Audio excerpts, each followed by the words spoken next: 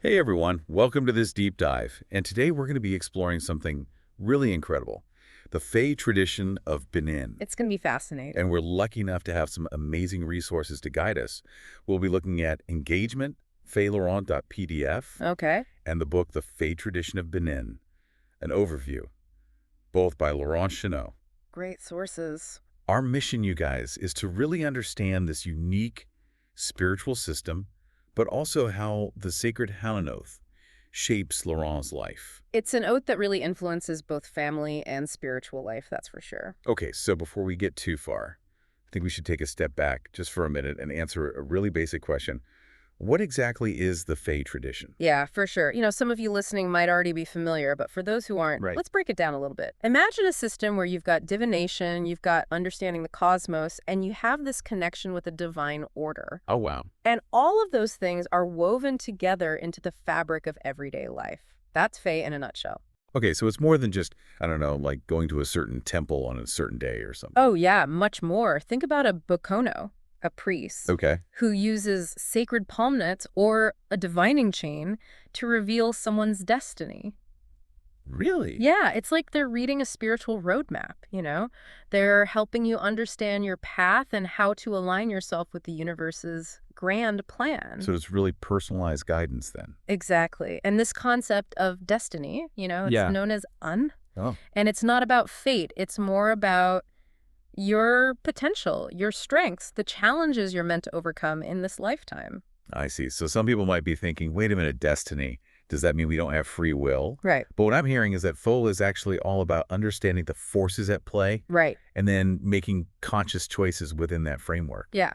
It's like if you know the rules of a game, you can't change the rules of the game. Right. But you can strategize and make choices that will lead to success. For sure. So Fa helps you understand your unique game and then how to play it skillfully. I love that analogy. Yeah. So how do the Vodun deities fit into all of this? They're a pretty central part of Benin's spiritual landscape, right? Oh, absolutely. They act as these intermediaries between humans and the supreme creator, Yeah. Mawulisa.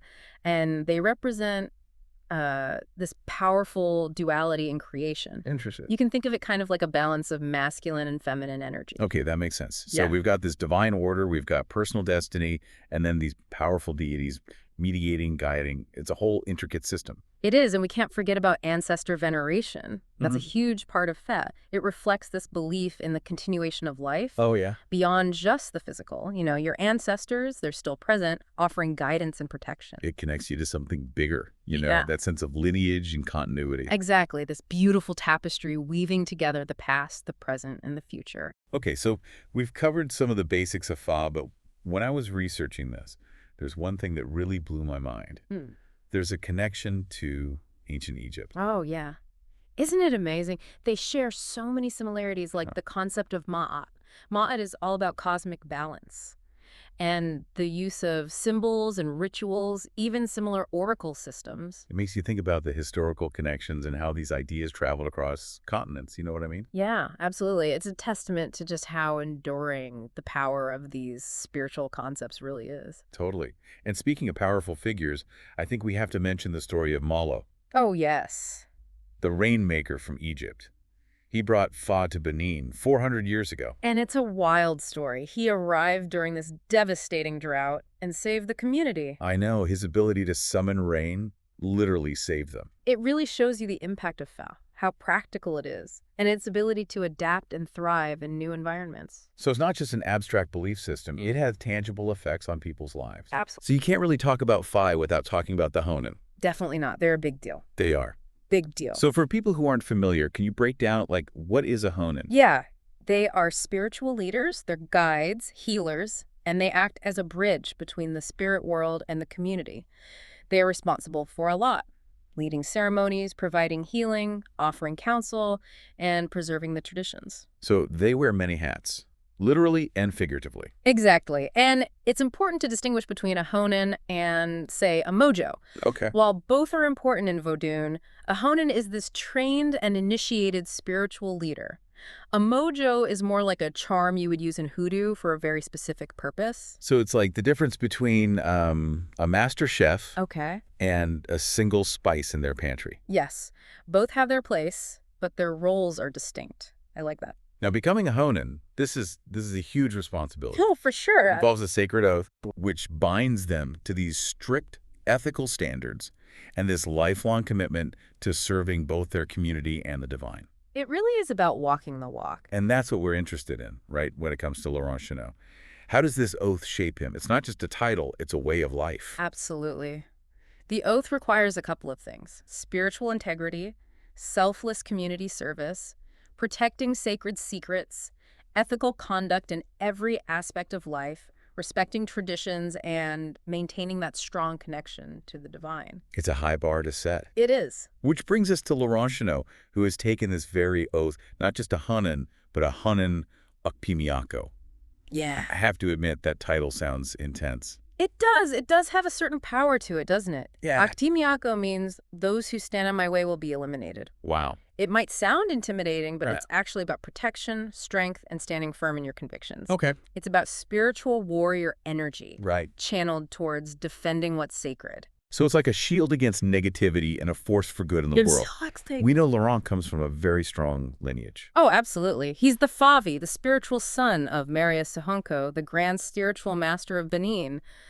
That's a powerful connection, inheriting that legacy of wisdom and spiritual authority. It's like being part of a spiritual dynasty. It is. And get this, Sahunko might even have a political future, potentially becoming the next president of Benin. Wow. Imagine that. Laurent Hounnons as his vice president. It speaks volumes about the respect and influence they hold, both spiritually and potentially politically. Now, we've covered a lot already, but I want to make sure we understand just how important integrity is for a Hounnons.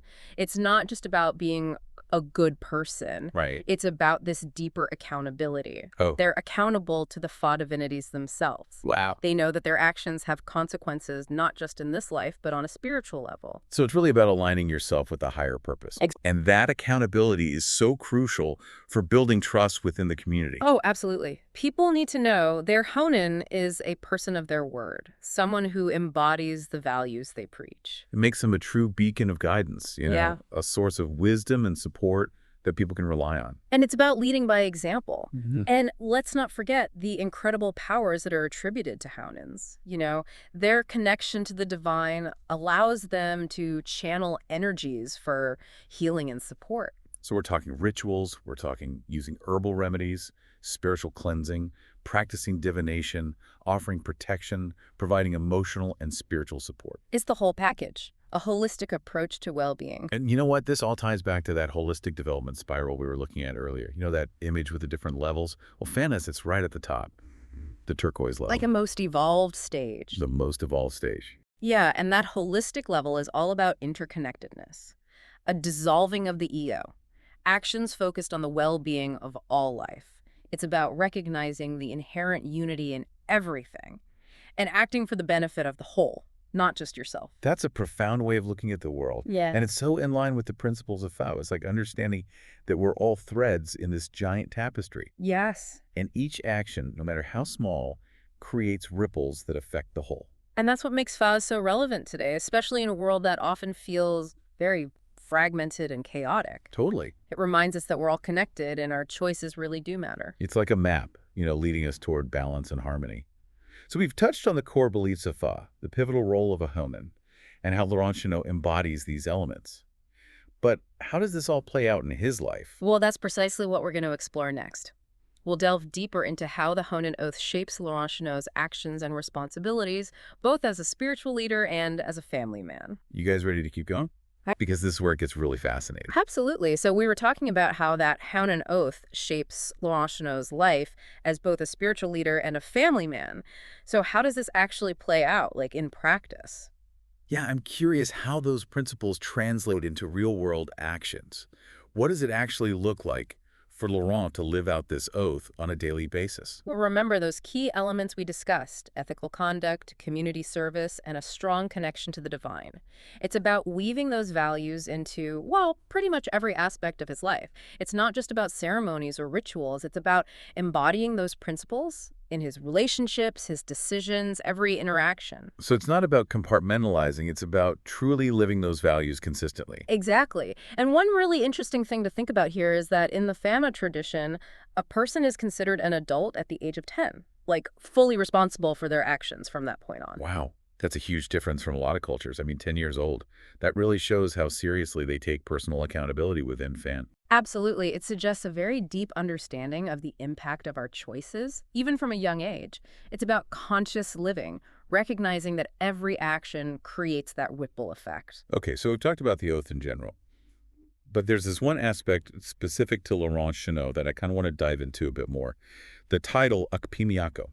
Remember how we were saying it means those who stand in my way will be eliminated? Right. It's a title that carries a certain weight, wouldn't you say? Definitely. It has an intensity to it, for sure. Yeah. But I feel like it's not about aggression or physical force, right? You're right. It's much deeper than that. It's about protecting what's sacred, standing firm in your convictions, Hmm? safeguarding the principles of fair. It's having that spiritual strength and resilience to defend truth and righteousness. So if we connect this back to Laurent Chenot, how do you think this title shapes people's perception of him? Well, it certainly suggests a powerful presence, someone who commands respect and who's not afraid to stand up for what they believe in. It could evoke a sense of awe, maybe even a bit of fear, but also a profound understanding of his commitment and dedication. It's like this warrior spirit, but directed towards upholding what's right and just.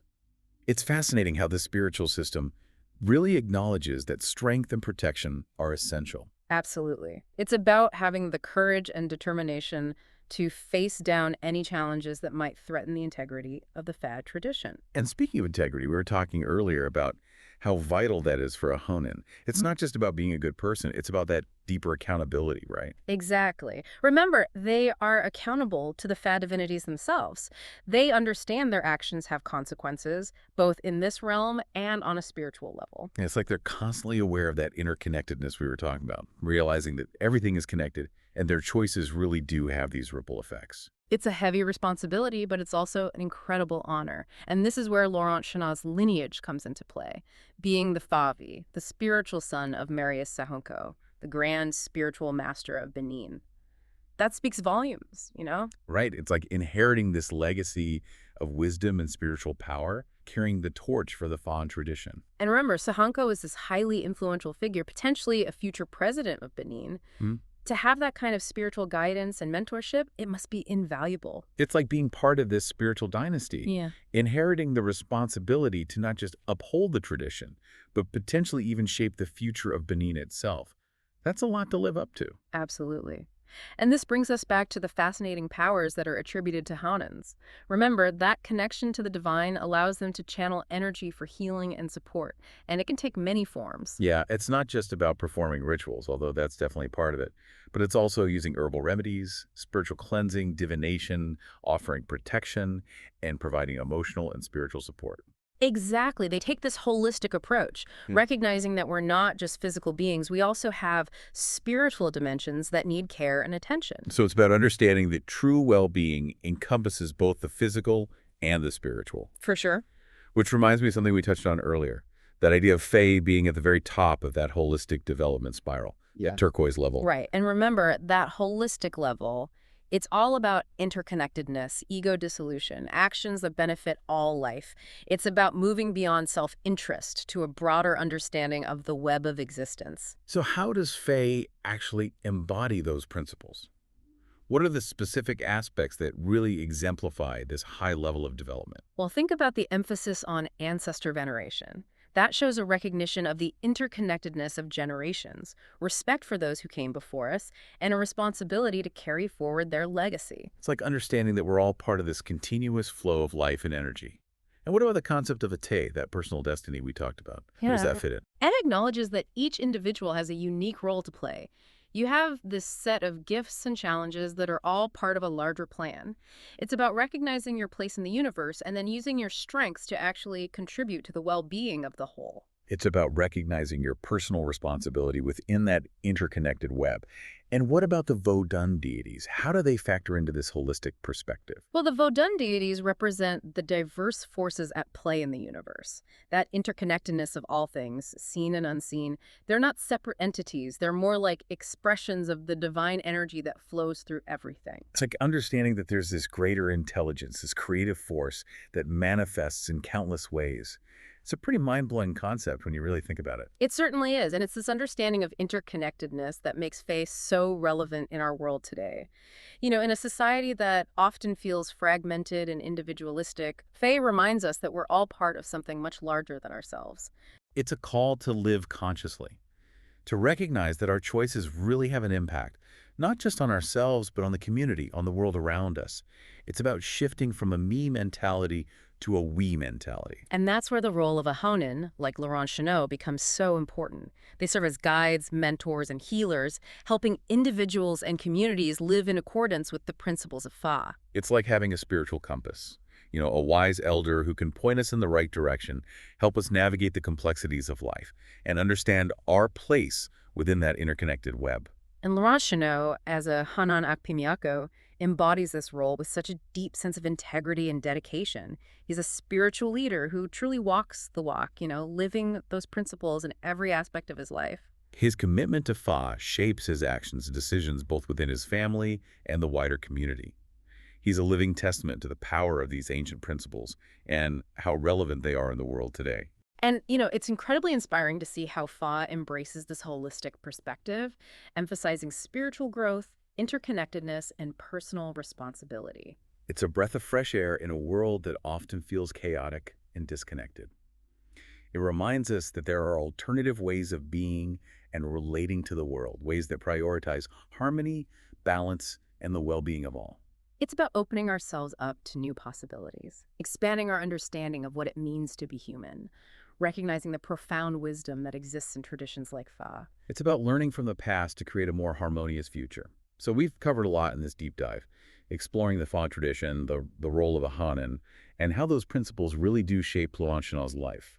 But I think there's one more piece of the puzzle we need to explore. We've talked about how Laurent embodies the principles of Fa, but how do these ideas play out in his everyday life? How does the Hounnen oath, with all its responsibilities, actually guide his decisions and interactions, both as a spiritual leader and within his family? That's the big question, right? It's one thing to talk about these principles, but seeing them in action, that's where it gets really interesting. Remember, the oath emphasizes a few things. Yeah. Ethical conduct, community service, nurturing a strong connection to the divine. It's about embodying these values in every single aspect of your life. So it's not compartmentalizing, it's weaving those values into his roles as a father, as a husband, as a community leader, as a spiritual guide. Exactly. It's not a set of rules, Right. It's Yeah. more like a framework for making decisions. Mhm. Decisions that align with this deeper spiritual understanding. So for Laurent, it becomes like this compass guiding his choices and making sure they reflect the principles of faith. Exactly. That must be so challenging at times, though, right? Especially when he's faced with difficult situations, conflicting priorities. Absolutely. It requires this constant awareness, a commitment to checking in with those principles and letting them guide his actions. And remember, like we've talked about, in faith, you're considered an adult at age 10, responsible for your actions from that point forward. I know, I keep coming back to that because it's such a different perspective. It really speaks to how important personal accountability is and that understanding that even the small choices can have this big impact. It's the ripple effect, Yeah. that interconnectedness that runs through everything, which kind of brings us back to that name, Akpi Miyako. Remember we were talking about those who stand in my way will be eliminated. Yeah. I'm still so intrigued by that title. It conveys this sense of strength, of protection. Yeah. But how do you think it influences people's perceptions of Laurent Chenot?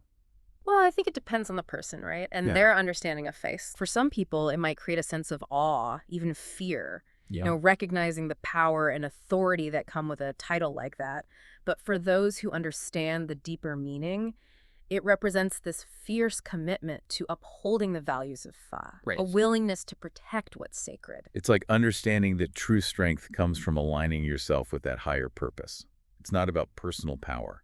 It's about the power that comes from serving something much greater than yourself. Exactly. And for Laurent, I think it's about being a guardian of the Fa tradition, ensuring it's preserved and continued on for generations to come. And his own lineage plays such a huge role in that, right? Hmm. Being the Favi of Marius Sonko, the grand spiritual master of Benin. Absolutely. It's like inheriting this legacy of wisdom and spiritual authority. It's his responsibility to carry that torch forward. And with Sahonko's potential political future, possibly becoming the next president, imagine the impact that could have. I know. Laurent Chenot is a potential vice president, Yeah, guided by the principles of Fa. It's a really powerful image. it is. It speaks to the influence of this spiritual system, not just in individual lives, but potentially even on a national stage. Yeah. And it highlights how important it is to have leaders who really embody integrity and commitment to something greater than themselves. Let's shift gears for a second and talk about the practical applications of fair. We know Laurent is Hounnen, and we've talked about the powers attributed to those in that role, but how does it all work? I'm curious about the specific ways a Hounnen like Laurent Chenot might guide and support people. We talked about rituals and herbal remedies, but what does that look like in practice? Well, remember how we've been saying that they take this really holistic approach? Right. They recognize that we're multifaceted beings with physical and spiritual needs. They might use herbal remedies to address a physical ailment, but they also understand that sometimes illness can have these spiritual roots. So it's not just about treating the symptoms, but addressing those underlying causes. Exactly. They might perform spiritual cleansing rituals to remove any negative energy or blockages that might be contributing to illness or even misfortune. Oh. Or they might use divination techniques Uh-huh. to gain insights into a person's, their destiny, and then offer guidance based on those readings. It's a very personalized approach then, tailored to the individual and their needs. Absolutely. And they also offer emotional and spiritual support. People will often go to them for counsel, for wisdom and guidance based on the principles of Fo. It's like having a wise elder to turn to, someone who can really offer a unique perspective and support during those challenging times. And all of this is rooted in that understanding of interconnectedness that we've been talking about. They recognize that individual well-being is tied to the well-being of the community and the world. So they're not just healers in the traditional sense, but also guides helping people to live in alignment with the principles of Fa, which ultimately leads to this greater harmony, this balance. Exactly. They embody that turquoise level of holistic development, recognizing that our actions have this impact on the whole and working to promote the well-being of all. Well, I think we've come full circle in this deep dive. We started by exploring the core principles of Fa, then the role of a Hone, and now we see how all of that is embodied in Laurent Chenot. It's been a fascinating journey exploring this spiritual system that offers so much wisdom, especially for navigating the complexities of our modern world. Absolutely. And for anyone listening who's just starting to learn about Fo, we hope this deep dive has sparked your curiosity and given you a glimpse into the beauty and depth of this tradition. Yeah, and for those who are already familiar, we hope this has deepened your understanding Totally. and appreciation for the way that Fo continues to shape lives today. And remember, the journey doesn't end here. It never does. No. We encourage you to continue exploring, to keep learning, and see how the principles of Fo might resonate in your own life. Thank you all so much for joining us on this deep dive. Until next time, keep seeking, keep learning, and keep diving deep